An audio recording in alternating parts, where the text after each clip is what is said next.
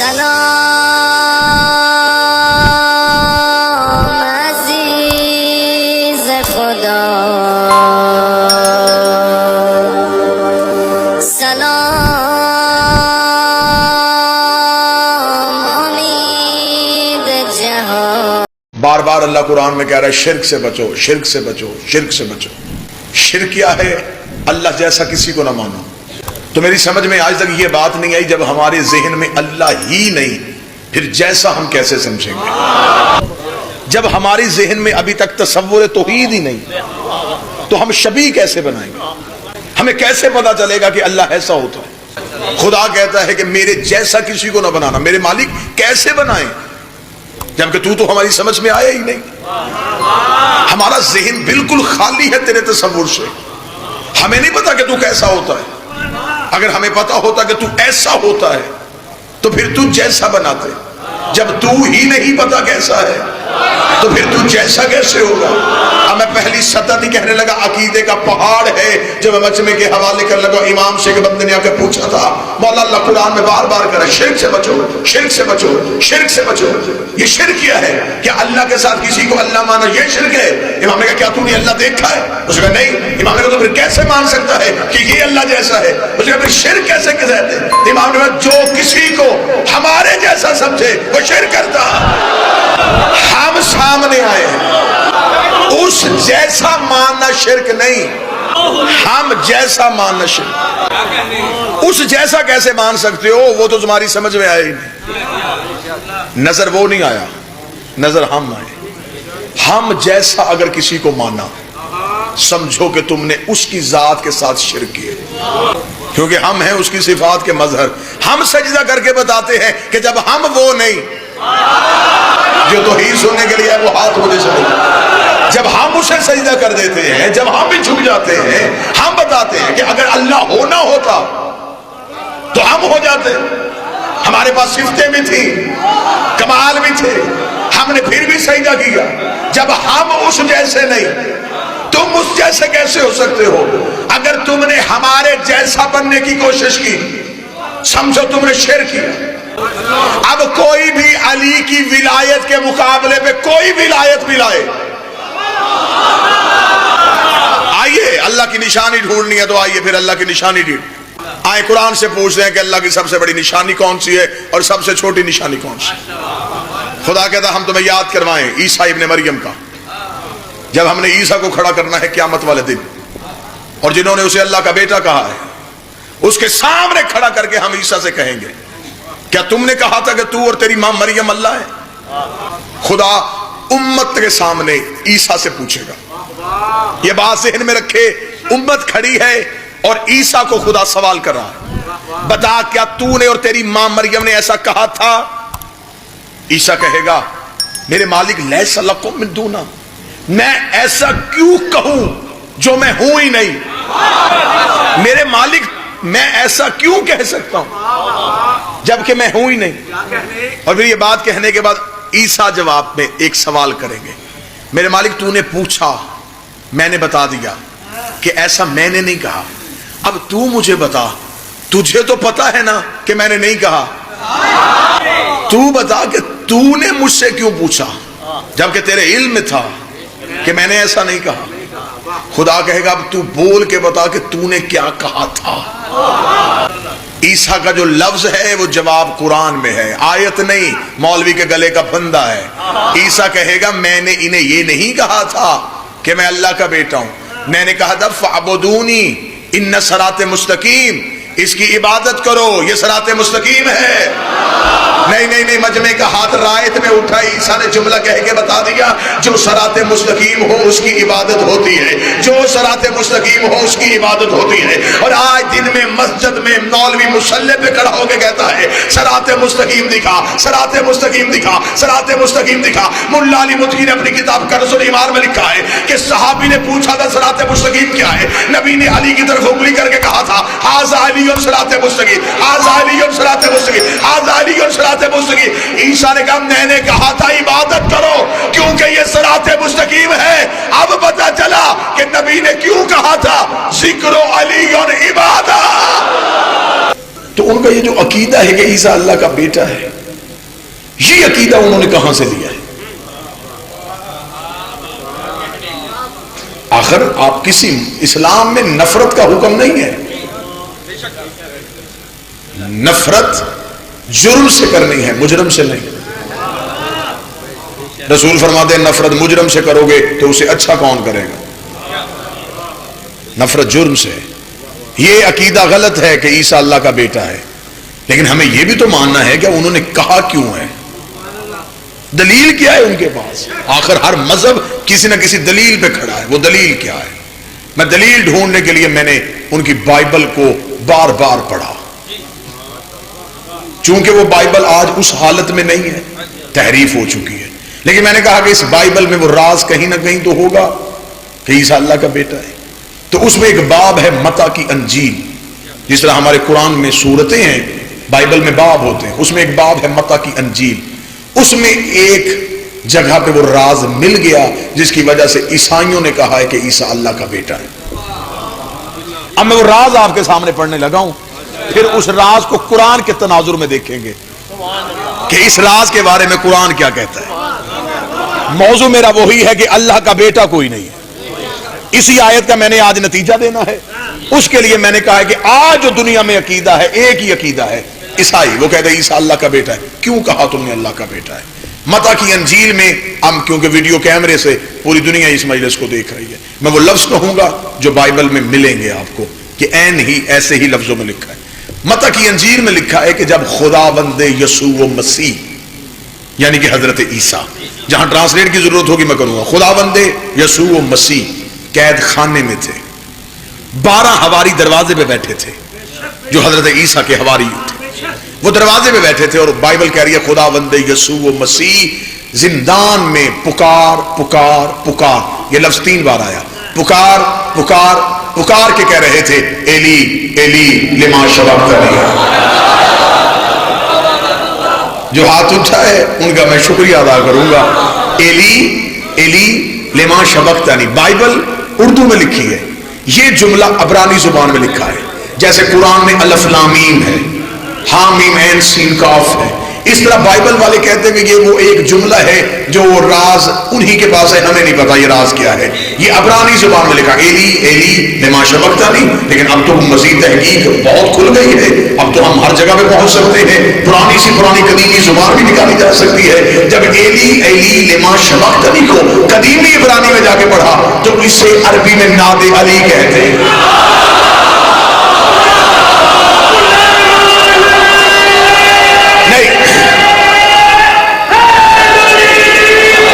اسے عربی میں ناد علی کہتے ہیں، اردو میں اسے یا علی مدد کہتے ہیں، کیونکہ مجلس میں میرے اہل سنت بھائی بیٹھے ہوں گے، وہ یقیناً یہ سمجھیں گے کیونکہ مجمع علی والا تھا، خطیب بھی علی علی کر رہا تھا، تو اس نے ایک جگہ سے کہہ دیا کہ یہ تو علی کہا تھا، یہ علی کیسے کہا تھا؟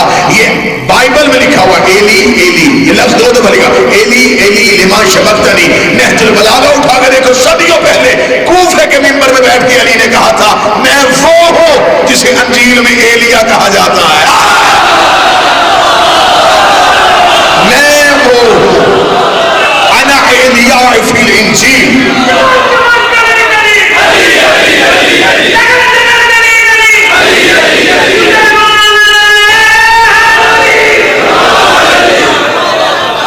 انا ایلیاء فی الانجیل، مجھے انجیل میں ایلیا کہا جاتا ہے، زبور میں طوی کہا جاتا ہے، اور قرآن میں علی کہا جاتا ہے۔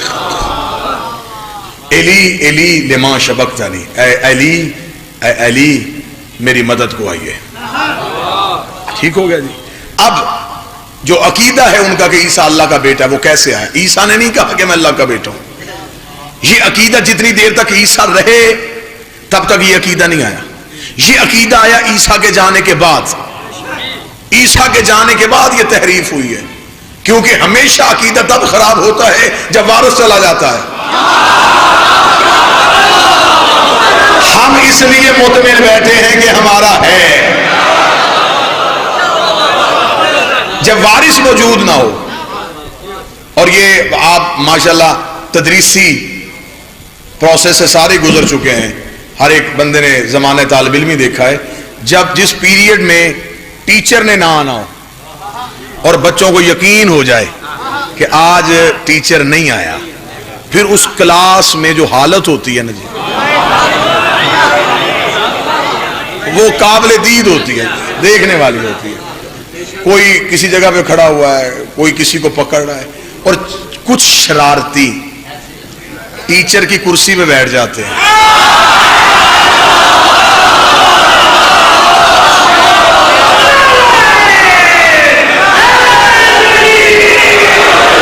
وہ کرسی پہ بیٹھے ہوتے ہیں، وہ پھر ٹیچر بن جاتے ہیں اور ٹیچر بن کے بچوں کو کہہ رہے ہوتے ہیں کہ میں ٹیچر ہوں، مجھ سے ویسے ہی ڈرو جیسے اسے ڈرتے ہیں۔ تھوڑی دیر بعد اچانک کوئی بچہ چیخ مار کہتا ہے سر جی آ گئے۔ اب وہ جو بیٹھے ہوتے وہ تو وہیں کے وہیں بیٹھ گئے، وہ تو اپنی نشستوں پہ تھے۔ وہ جو مسکین وہاں بیٹھا تھا نا، اب اسے تو ٹائم لگنا تھا نا اپنے بینچ تک جاتے ہوئے، اپنی سیٹ تک جاتے، وہ وہیں کا وہیں رک گیا اور ٹیچر پہنچ گیا۔ ٹیچر نے دیکھ لیا یہ میری جگہ پہ بیٹھا ہے، ٹیچر نے آتے اسے کان سے پکڑ کے اٹھایا، اس نے کہا تو بیٹھا تھا نا، اب پڑھا۔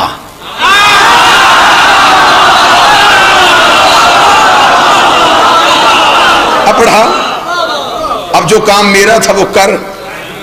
امام ہے پردے میں،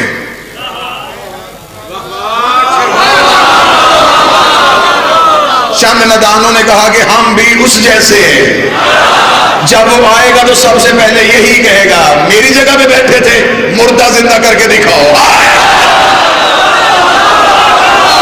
رزق بانٹ کے دکھاؤ، دریا موڑ کے دکھاؤ، سورج پلٹا کے دکھاؤ۔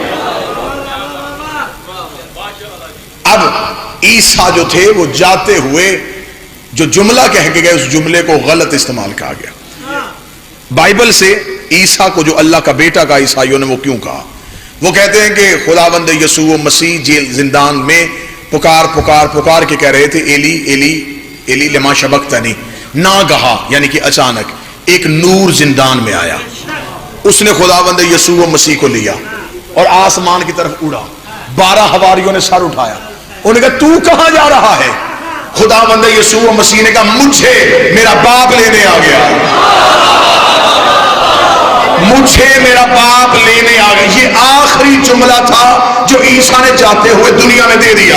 عیسیٰ نے کہا مجھے میرا باپ لینے آ گیا ہے۔ 12 حواریوں نے یہی عقیدہ پوری دنیا میں پھیلا دیا کہ ہم دیکھ رہے تھے، ہم سن رہے تھے، وہ جاتا ہوا کہہ کے گیا تھا مجھے میرا باپ لینے آ گیا ہے۔ ہمیں تو اب پتا چلا وہ تو اللہ کا بیٹا تھا، کیونکہ اسے اللہ لینے آیا تھا اور اس نے کہا میرا باپ مجھے لینے آ گیا ہے۔ جب میں نے بائبل میں پڑھا فوراً قرآن کی آیت بول پڑی، خدا کرا میں تجھے مثال دوں آدم کی اور عیسیٰ کی، کیونکہ یہ دونوں تراب کے بیٹے تھے۔ عیسیٰ بھی تراب کا بیٹا تھا۔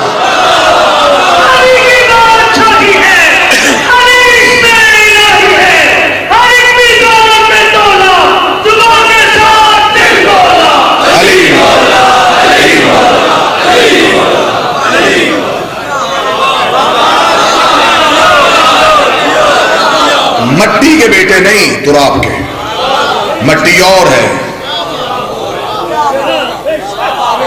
تراب اور ہے۔ اس کا مطلب ہے جسے عیسائی اللہ سمجھتے تھے،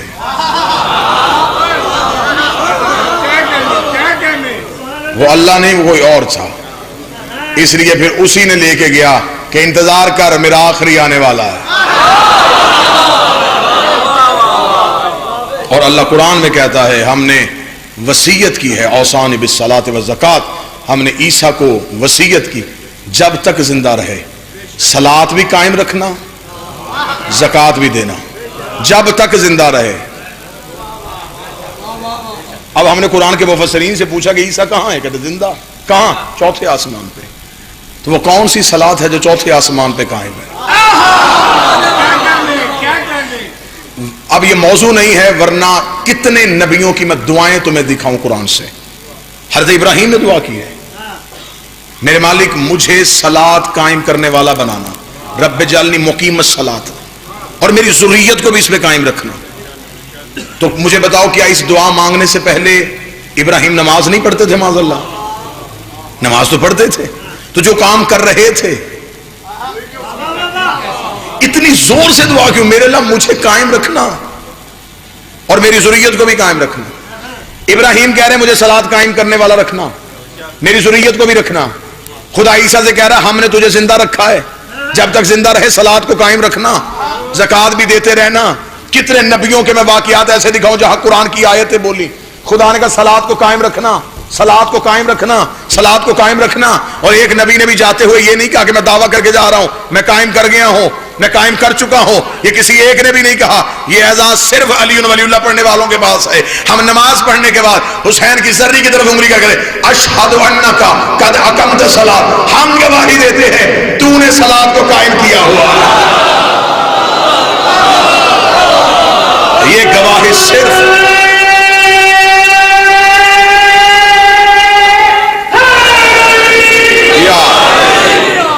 اب قرآن کی پہلی آیت کا جو موضوع تھا تعریف اس اللہ کی جس نے اپنے لیے کسی کو بیٹا نہ بنایا، وَلَمْ يَكُنْ لَهُ شَرِيكًا فِي الْمُلْكِ، اور اس کی سلطنت میں کوئی اس کا حصے دار نہیں۔